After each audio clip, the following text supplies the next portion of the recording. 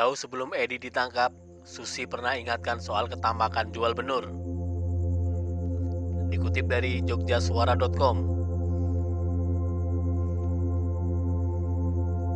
nama Susi Pujiastuti mencuat seiring muncul kabar Menteri KKP Edi Prabowo yang ditangkap KPK Rabu 25 November 2020 dini hari tadi. Wakil Ketua KPK Nurul Gufron mengungkapkan bahwa Edi Prabowo ditangkap di Bandara Soekarno-Hatta. Politisi Gerindra tersebut ditangkap bersama dengan keluarganya dan sejumlah orang dari KKP. Ada beberapa dari KKP dan keluarga yang bersangkutan, jelas Nurul saat dihubungi suara.com Rabu pagi. Secara singkat, Nurul juga menegaskan bahwa penangkapan Edi Prabowo terkait dengan dugaan korupsi terkait ekspor benih lobster. Benar, KPK tangkap terkait ekspor benih lobster, terang Nurul. Untuk diketahui, semenjak menjabat sebagai Menteri KKP, salah satu kebijakan yang dibuat Edi Prabowo yakni mengaktifkan ekspor benih lobster. Lewat kebijakan yang tertuang dalam Peraturan Menteri Kelautan dan Perikanan Nomor 12/2020 tersebut, Edi menganggap bahwa kebijakan itu bakal menguntungkan nelayan, pembudidaya, pelaku usaha, serta negara. Namun, pernyataan Edi tersebut mendapat kritik dari Susi Pujiastuti, mantan Menteri KKP periode 2014 sampai 2019 tersebut, menegaskan bahwa kebijakan itu tidak solutif. Ia bahkan secara tegas tak rela jika benih lobster diekspor. Kritik yang dilontarkan Susi itu nyaris bisa terlihat berulang kali dilontarkan di akun Twitternya. Ia bahkan dalam beberapa kesempatan mengingatkan soal ketamakan karena menjual bibit lobster. Lewat video singkat yang diunggah akhir tahun lalu, Susi sambil menyantap lobster, ia mengingatkan bahwa ekspor benih lobster itu justru akan merugikan nelayan. Malam ini saya makan di Pangandaran dengan lobster. Satu ekor lobster ini beratnya kurang lebih 400 sampai 500 gram. Lobster yang begini harganya 1 kilo 600 sampai 800 ribu. Berarti satu ekor lobster ini 400 ribu. Bibitnya diambil dan dijual hanya dengan harga 30 ribu saja. Berapa rugi kita? Apalagi kalau lobsternya mutiara jenisnya, di mana 1 kilo lobster mutiara bisa mencapai 45 juta. Satu ekor 400 gram itu sudah berapa harganya? 1 juta rupiah. Kita jual ke Vietnam hanya dengan harga 100 ribu atau 130 ribu. Nelayan tidak boleh bodoh dan kita akan dirugikan kalau itu dibiarkan. Ditambahkan di unggahan video tersebut, Susi menuliskan kalimat pengingat lobster yang bernilai ekonomi tinggi tidak boleh punah hanya karena ketamakan kita untuk menjual bibitnya dengan harga 1/100-nya pun tidak. Astagfirullah, karunia Tuhan yang tidak boleh kita kufur akan nikmat darinya. Kicau Susi.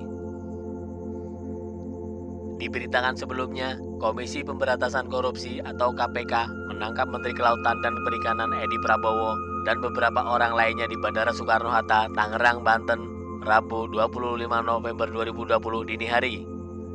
Berdasarkan informasi, Edi Prabowo ditangkap setelah perjalanan pulang dari Amerika Serikat.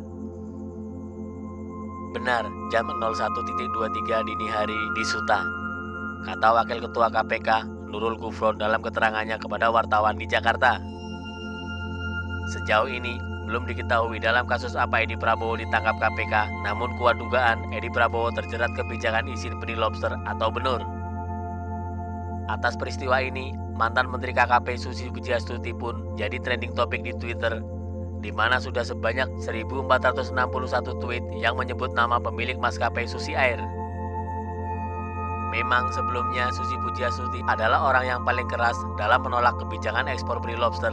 Dirinya beralasan melarang ekspor benih lobster adalah untuk meningkatkan nilai tambah dari lobster itu sendiri sebelum diperjualbelikan di pasar global.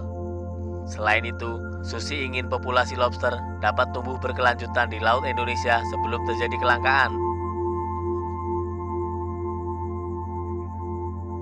Untuk itu, tak hanya melarang ekspor, Peraturan Menteri Kelautan dan Perikanan Nomor 1 Tahun 2015 yang diteken Susi juga melarang segala bentuk penangkapan benih lobster. Sebab selama ini penangkapan benih lobster malah menguntungkan bagi negara tetangga, terutama Vietnam. Masyarakat yang diizinkan menangkap benih lobster akan menjual benih lobster ke negara lain, lalu diekspor oleh negara tersebut dengan nilai lebih tinggi dari yang dijual oleh Indonesia. Vietnam sering diuntungkan jika mendapat pasokan benih lobster dari Indonesia. Angka ekspor Vietnam mencapai 1.000 ton per tahun, sementara Indonesia hanya dapat ekspor 300 ton per tahun. Namun di era Menteri KKP Edi Prabowo yang sekarang, kebijakan itu dihapus dan justru boleh melakukan ekspor benih lobster. Perlu diketahui, Kementerian Kelautan dan Perikanan membuka izin ekspor benih lobster melalui Peraturan Menteri Nomor 12 Tahun 2020. Beleit ini sekaligus membatalkan regulasi sebelumnya pada era kepemimpinan Susi Pujiastuti yang melarang pengiriman bayi lobster ke luar negeri. Sementara itu, dari pantauan di akun sosial media Susi Pujiastuti, beberapa jam sebelum penangkapan Edi Prabowo, Susi Pujiastuti sempat berkicau tentang bisnis ilegal benur lobster di pesisir barat Lampung.